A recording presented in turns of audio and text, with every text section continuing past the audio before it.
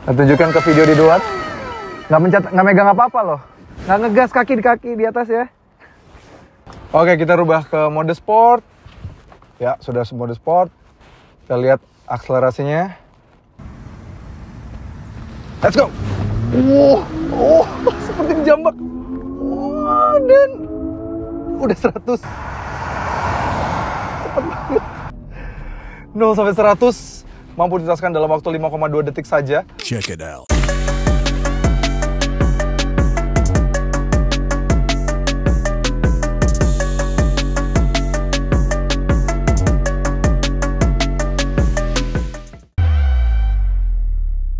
Halo semuanya, balik lagi di CVT Indonesia bersama kami Reza RFR. Di samping kami adalah sebuah mobil EV asal Korea yang sebenarnya adalah kembaran dari Hyundai Ioniq 5. Tapi memang kalau secara tampilan mereka berdua beda banget. Tampilannya drastis, gak yang sama-sama kotak kayak si saya Ioniq 5 gitu ya. Tapi ini mobil lebih menarik menurut kami. Kenapa lebih menarik? Saya tambah lama, ini dia CVT Review Kia EV6.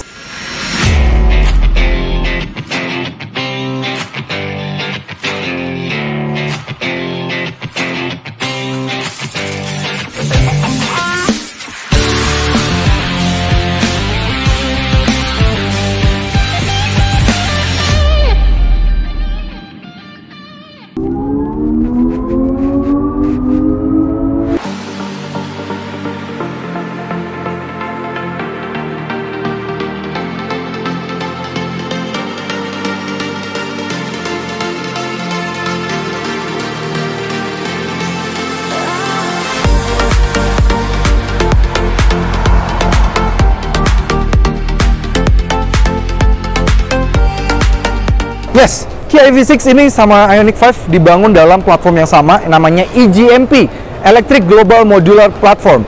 Jadi dari Global Modular Platformnya Hyundai, yang mana dia bisa membuat sebuah baterai itu tertanam atau diletakkan dengan sangat efisien dan bagus, dan membuat mobilnya tetap enak dikendarai meskipun mobil EV kan punya kelemahan ya. Biasanya bodinya lebih berat, badannya lebih berat karena dia harus mengorbankan peletakan baterai yang cukup besar. Dan itu membuat Kia EV6 ini tetap enak untuk dikendarai meskipun dia menggunakan baterai yang cukup besar. Yes. Pertama-tama kita langsung bahas saja desainnya. Secara tampilan depan dia beda banget. Kalau Ioniq 5 tuh pakai platform pakai bahasa desain yang kotak-kotak, terus dia kayak pakai dots begitu ya. Kalau dia tuh kayak dia tampilnya tajam gitu. Dia tajam banget dari depan. Kita bisa lihat ya, grillnya aja. Ya memang kan mobil listrik gak perlu grill. Jadi dia dibuat kayak gini aja dengan ada kamera di bagian tengahnya. Lampunya juga sudah pasti LED semua dengan DRL yang dia mengerucut ke tengah gitu, dan dia garis-garisnya bagus banget ya menurut kami. Sennya sudah sequential, lampunya juga sudah projector LED, dan di bawahnya juga dia diberikan kayak aksen fog lamp, tapi memang tidak ada fog lamp karena memang lampunya sudah sangat canggih, tidak butuh lagi fog lamp di belakang sini. Yes, ini adalah yang dimasukkan ke Indonesia adalah yang varian EV6 GT Line. Jadi EV6 GT Line itu dia kayak hampir varian tertingginya lah ya. Baru di atasnya tuh yang varian GT, itu varian yang paling sportsnya dari Kia EV6, yang mana secara peran itu menggantikan Kia Stinger-nya dari si Kia. Kita bagian samping, meskipun pakai platform yang sama, tapi EV6 ini lebih panjang sedikit dibandingkan dengan Ioniq 5. Dia punya panjang 4695 mm, sedangkan kalau Ioniq 5 tuh hanya 4635 mm. Tapi secara wheelbase, secara lebar itu mirip-mirip semua. Dia wheelbase-nya sama-sama di 2900 mm, jadi masih sama persis. Kalau tampilan samping dia kayak beda ya. Kalau Ioniq 5 kan ya kotak-kotak gitu ya. Dia pipi gitu. Cakep banget sampai belakang sini. Bagus banget sih menurut kami, ini desainnya menarik dengan velg yang juga cukup besar. 25545 R20. Dia 20 inci dengan aksen yang mengipas gitu dengan dual tone. Bagus depan dan belakang. Dan sama seperti Ioniq 5, handle pintunya tuh dia ditekan gini ya. Gitu, tuh dia jadi bisa bener-bener seamless untuk kalau misalnya mobilnya dikunci atau belum dibuka. Keren banget. Overall dari samping, menurut kami juga jauh lebih prefer ini dibandingkan Ioniq 5. Let's go lihat belakang. Pada bagian belakang, kami lagi-lagi lebih jatuh cinta sama si Kia EV6 ini. Dia desainnya lebih dramatis ya, dengan spoiler yang bentuknya seperti ini, shark fin antena, dan lampunya tuh dia unik banget nih. Penyambung dari kanan hingga ke kiri dengan bentuk LED-nya dots gitu. Lampu sennya ada di bawah sini. Dia juga sudah sequential, bagus banget.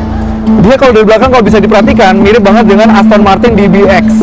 Mirip banget ya, keren banget ya dari belakang sini. Memang dia jatuhnya tuh kayak versi mobil sportnya gitu ya. Kalau si Ioniq 5 tuh kayak SUV atau crossovernya gitu. Dia ada logo badge GT Line karena memang varian GT Line, dan EV6 di bagian sampingnya. Sensor parkir, kamera 360 di samping kanan, kiri, depan semuanya juga sudah ada, bagus banget.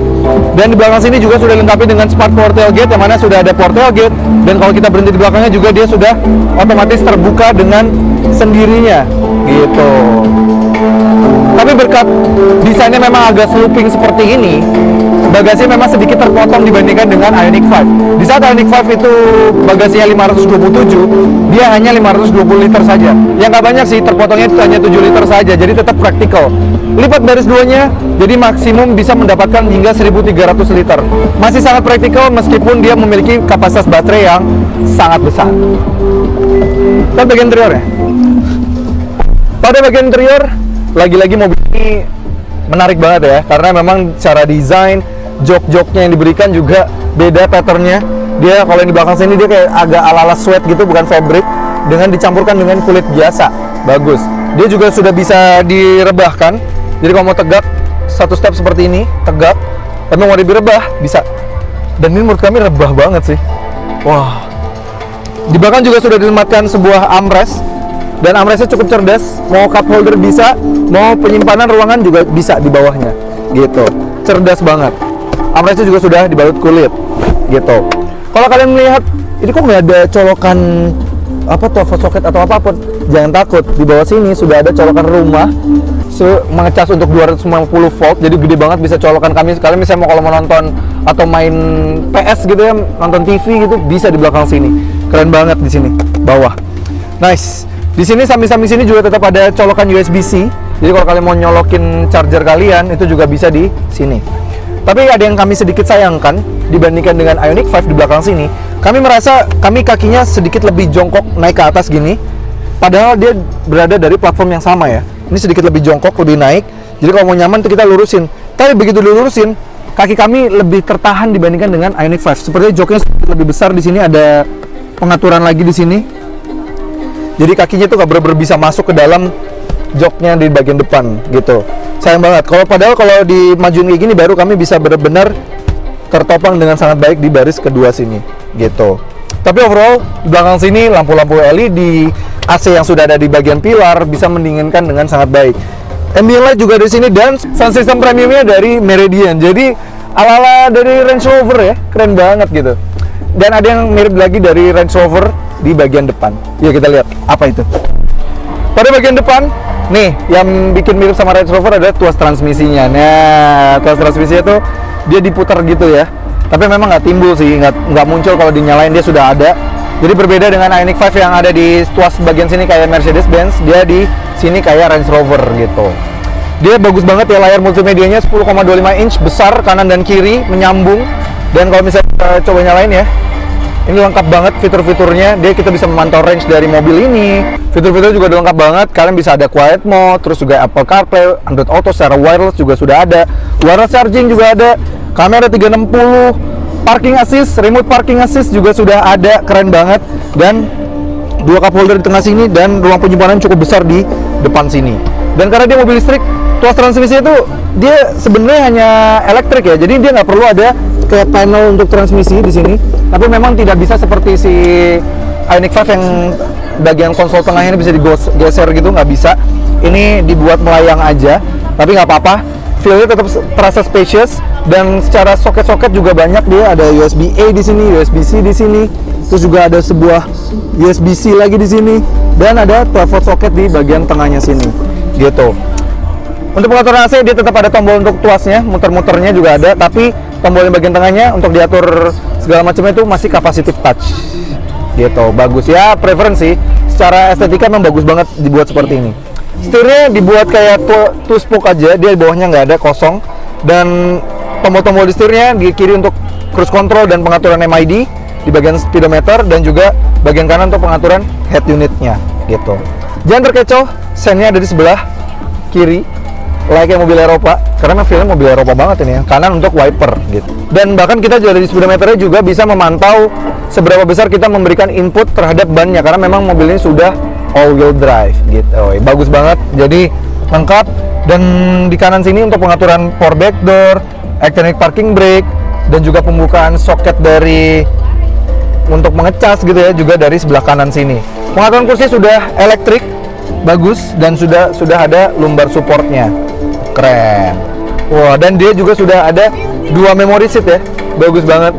Udah rasanya kayak mobil mewah banget, pantas banget dihargai, harganya sampai 1,2 miliaran. Jadi ini mewah banget. Dan ada heated steering wheel.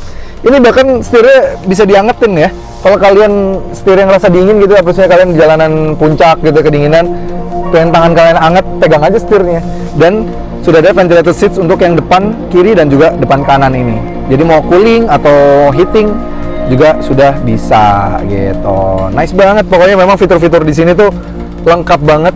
Tapi sayang memang kalau misalnya kalian tertarik yang suka panoramik, ini hanya ada sunroof saja. Tapi at least sunroof di sini bisa dibuka. Kalau di Ioniq 5 kan hanya kaca aja, kaca mati ya. Kalau ini bener-bener bisa dibuka. Gitu, nice banget. Ini kelengkapan di dalam sini tuh luar biasa banget. Kami sampai penasaran seperti apa rasa berkendara. Tapi sebelum itu kita lihat motor listriknya, baterainya, kapasitasnya seberapa di depan. Let's go. Ya, meskipun dia mobil listrik, tapi dia tidak seperti mobil listrik di Eropa yang mana kap bukan kap mesin ini ya, kap depannya tuh masih bisa dibuka. Jadi kita masih bisa lihat, masih bisa mengakses untuk buat kaca air wiper masih bisa, dan air radiator juga masih bisa untuk pendinginnya ya. Gitu. Masih ada bisa kita akses. Kalau mobil Eropa rata-rata dari samping doang tuh. Yang bisa buka ini cuma buat mekanisnya doang. Nah, since dia juga EV, motor listriknya juga ada di baterai listriknya ada di bawah, dan motor listriknya itu cuma di sini dan dibagi juga ke belakang.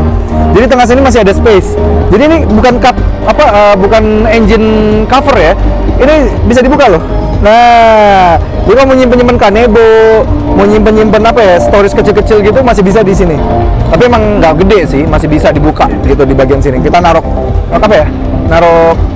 HP gitu ya, masih bisa di sini gitu. Yang kecil-kecil masih bisa lah di depan. Kalau mau diumpetin dari ini terus bilang aja mobil listrik kok depannya nggak bisa dibuka gitu ya. Jadi percaya mungkin orang-orang. Anyway, mobil ini sudah dilengkapi dengan baterai berkapasitas 77,4 kWh, yang mana dialirkan ke motor listriknya yang ada di depan dan di belakang, sehingga digabungkan tenaganya bisa mencapai 320 horsepower dan torsinya di 605 Nm. Wow banget. Dan mobil ini sudah support ultra fast charging hingga 100 kWh lebih. Jadi kalau kalian misalnya butuh mobil untuk dicas cepat, bisa banget karena mobil ini juga sudah support ultra fast charging. Dan tidak hanya itu, dia juga sudah support V2L hingga sampai 3600 watt. Jadi kalau rumah-rumah kalian yang masih pakai token 2200, daripada pakai token, isi ini aja. Isi ini mungkin di ininya Kia ya, mungkin di headquarternya Kia kan gratis. Nah, jadi kalian pulang ke rumah nggak usah isi token, pakai mobil aja yang ngisi.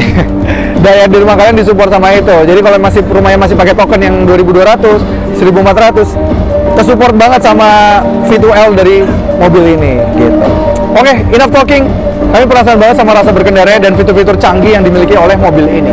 So, langsung aja kita coba rasa berkendaranya. Let's go. Oke, akhirnya kita dikasih kesempatan untuk rasakan rasa berkendara dari kembarannya Ioniq 5, Kia EV6. Yes. Ini mobil pertama kali kita masuk ke mobil ini aja untuk rasut jalan ya. Ini feel-nya rasanya kayak mobil Eropa banget. Dan jujur aja ini pertama kali masuk, ini bener-bener mewah banget. Desainnya tuh luar biasa banget. Bahkan saking rasanya kayak Eropa, sennya juga di sebelah kiri ya. Ini feel-nya luar biasa nih. Meskipun padahal mobil setir kanan gitu ya. Dia seperti kami bilang, dia juga memiliki beberapa drive mode, Sport, Eco, dan normal. Dan di masing-masing itu dia juga memiliki masing-masing artificial sound-nya. Jadi kalau di Eco tuh dia kayak lebih halus, lebih rendah gitu suaranya ya. Tarikannya juga nggak terlalu jambak. Tapi begitu kita rubah ke yang normal gitu misalnya, udah normal aja udah lebih galak tarikannya. Menarik banget sih. Dan yang Sami suka ya selalu ya Hyundai dan Kia ya. Itu dia selalu punya blind view monitor. Bagian dari ADAS-nya mereka. Jadi dia kalau kita sen kiri atau sen kanan, dia terus menampilkan pada speedometer citra kamera di bagian kiri dan bagian kanan gitu. Luar biasa banget. Dan dari suara artificialnya tuh kita rubah ke yang sport ya. Wow, wah, menarik banget. Oke, kita rubah ke mode sport. Ya, sudah mode sport. Kita lihat akselerasinya. Let's go. Wow, seperti dijambak. Wah, dan udah 100. Cepet banget. 0 sampai 100 mampu dijelaskan dalam waktu 5,2 detik saja. Luar biasa banget, 5 detik. Karena memang tenaganya jauh lebih besar dibandingkan dengan Ioniq 5 ya. Dia tenaganya di 325 horsepower dan torsinya di 605 Nm. Jadi memang jauh lebih bertenaga dibandingkan dengan saudara kembarnya itu. Jadi memang di sini kerasa banget. Wah. Dan karena dia all wheel drive ya, dia tuh narik kita bener-bener ke belakang gitu rasanya. Karena tractionnya nggak ada pernah bermasalah. Sedangkan kalau yang Ioniq 5 kan dia hanya rear wheel drive saja gitu. Ini enak banget sih tadi. Luar biasa banget. 5,2 detik dan kami rasanya tuh bener-bener kayak seperti ketarik ke belakang dengan kepala tuh nempel ke joknya ya, ke headrestnya gitu rasanya. Berpullnya tuh luar biasa banget dan meskipun memiliki mode akselerasi yang sangat luar biasa, tapi surprisingly, range mobil ini masih sangat luar biasa jauh. Sekali pengecasan, mobil ini masih bisa berjalan sejauh 506 km. Berarti artinya lebih jauh juga dibanding dengan kembarannya ya. Dia memang secara spesifikasi memang ya EV6 yang dimasukin ke Indonesia itu lebih tinggi spesifikasinya. Makanya wajar dengan harga yang juga memang lebih tinggi dibandingkan dengan Ioniq 5-nya gitu. Dan secara desain juga memang sepertinya mobil ini lebih pantas untuk dihargai lebih tinggi ya. Rasanya desain itu jauh lebih mahal gitu, lebih sporty, lebih cutting edge. Walaupun lebih unik, tapi dia memang desain itu tajam. Apalagi lampu bagian belakang ya, mirip banget dengan Aston Martin DBX. Dan yang menariknya lagi, dia mobilnya juga sudah dilengkapi dengan adaptive cruise control, lane keeping assist, blind spot monitoring, blind view monitoring, forward collision mitigation, yang memang sangat lengkap. Dan kami selalu pernah mengetes adaptive cruise control dari Carnival ya, yang sudah lengkap seperti mobil ini, itu bener-bener canggih sih menurut kami. Karena dia bener-bener bisa sangat dekat sekali dengan mobil di depannya. Jadi meskipun kita set paling dekat, biasanya tuh mobil-mobil lain yang punya adaptive cruise control itu dia terbatas ya. Adaptive cruise controlnya paling nggak bisa deket-deket banget lah ya. Tapi mobil ini tuh bisa, dia bisa sampai benar-benar dekat dengan mobil di depan kita. Mau di set paling dekat level 1-nya tuh deket banget gitu. Ini kita set lagi. Dan sudah bisa start dari bahkan 30 km per jam. Dan bahkan bisa sudah stop and go juga. Gitu, canggih banget. Sudah selayaknya mobil listrik yang pada umumnya. Harusnya mobil listrik itu semuanya secanggih itu. Dan untuk menjadikan mobil untuk daily ini cocok banget. Apalagi dengan racing yang jauh. Tambah lagi dengan kenyamanan dan posisi duduknya juga enak. Menurut kami ini di spot on. Rasanya seperti di sports car gitu ya. Dan side support kanan dan kirinya juga benar-benar sangat menopang kami. Apalagi support yang bagian kiri ini dia pakai sweat ya, jadi sangat enak, benar-benar menopang kami. Tambah lagi juga dengan handling ya, misalnya kita zigzag gini ya, di mode normal aja udah enak gitu. Dan menurut kami pernah membawa Ioniq 5 juga. Feel berat di Ioniq 5 tuh terasa. Di mobil ini, ketika dia merubah mode sport gitu ya, tuh handlingnya, setirnya jauh lebih responsif dibandingkan dengan Ioniq 5. Dipakai untuk zigzag juga dia lebih bikin pede, lebih enak mobilnya. Karena memang mobil ini juga all wheel drive, jadi tractionnya juga jauh lebih baik dibandingkan dengan Ioniq 5 yang hanya rear wheel drive saja gitu. Ini handlingnya enak, kita mau zigzag gitu ya, overtake. Dibejek kayak gitu tuh juga tarikannya dahsyat banget gitu. Dan yang paling menariknya lagi, kami ingin tunjukkan bahwa mobil ini juga sudah dilengkapi dengan parking assist. Jadi dia punya parking assist dan juga remote parking assist. Jadi parking assist itu simple seperti kita mau parkir sendiri mobilnya, itu bisa dengan mobil ini. Oke, caranya adalah kita pencet dulu tombol yang sini, tombol P ini, kita kayak dia nyari gitu ya. Nah, kita cari parkir dulu ya, kita tekan tombol yang di tengah itu, yang gambar P. Kita bisa select ini, smart parking. Oke, tinggal tahan aja terus. Wah, dia akan mundur dengan sendirinya. Keren banget ya. Oh, kalian nggak usah takut karena dia punya sensor sendiri. Dia akan memajukan mobil. Saya tunjukkan ke video di luar. Nggak megang apa-apa loh. Nggak ngegas kaki di atas ya. Bener-bener kami kakinya nggak ngegas ya guys. Nih ya. Dia parkir dengan sendiri. Rapi lagi dan dia tahu ada garisnya. Gitu. Dia tahu di mana garis yang tepat. Luar biasa banget. Ya, mundur dengan sendiri. Jadi kita tekan terus ternyata di tombol P-nya. Oke. Park complete. Nice. Dan ada satu lagi yaitu pakai remote kita bisa memarkirkan mobil juga melalui remote. Caranya kita berhenti dulu dan kita memilih mode yang ada di head unitnya dan lalu kita tinggal pencet aja. Nice banget. Canggih banget Kia EV6, memang cutting edge banget ya teknologinya. Luar biasa. Menjadi mobil dengan harga 1,299, artinya 1,2 miliar lebih lah ya. Artinya mobil ini harus mampu dong menjadi mobil yang juga enak disetirin gitu ya.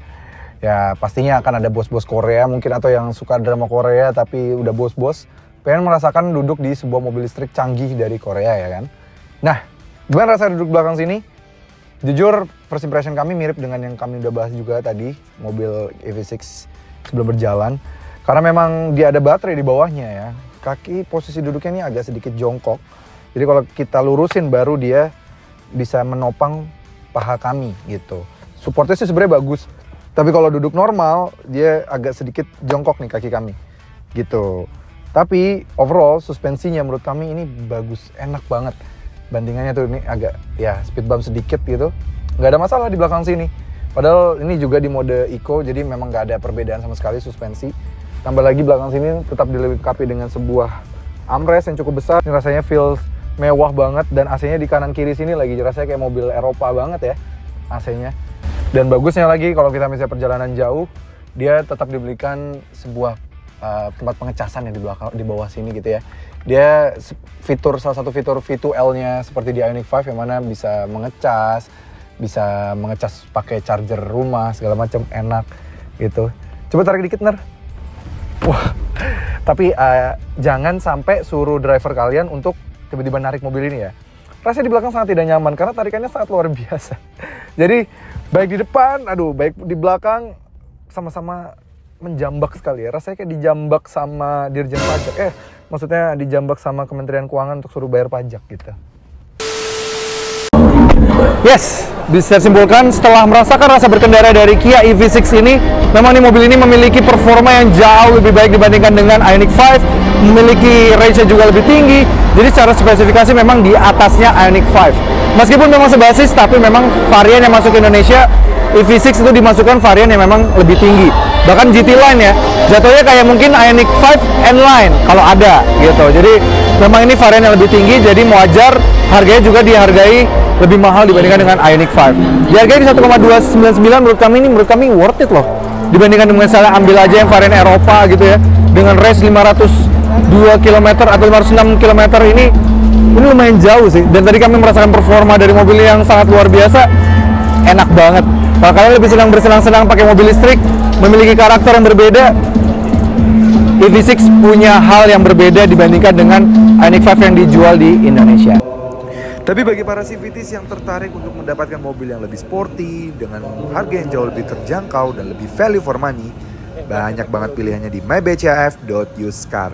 Karena di sana banyak banget pilihan mobil bekas berkualitas yang sudah diverifikasi oleh BCA Finance dan pastinya bisa dibantu oleh jasa leasing BCA Finance. Dan mobil-mobil di sana juga dari partner dealernya BCA Finance yang sudah tersebar ratusan di seluruh Indonesia. Jadi nggak usah takut lagi, karena semua akan bekas pada waktu. Oke CVT, terima kasih teman-teman. Jangan lupa like video ini, subscribe ke channel YouTube CVT Indonesia, dan nyalakan lonceng notifikasi. Main juga ke Instagram kami di @cvt.indonesia. Dan bagi kalian yang tertarik untuk meminang Kia atau Kia-Kia yang lain, bisa melalui website kami di cvtindonesia.co.id. Karena melalui website kami, selama pagelaran JAW dapat banyak banget bonus. Diskon-diskon juga banyak banget, jadi kalian bisa mendapatkan promo yang sangat menarik. Oke CVT, kami pamit undur diri. Sampai ketemu lagi di video berikutnya.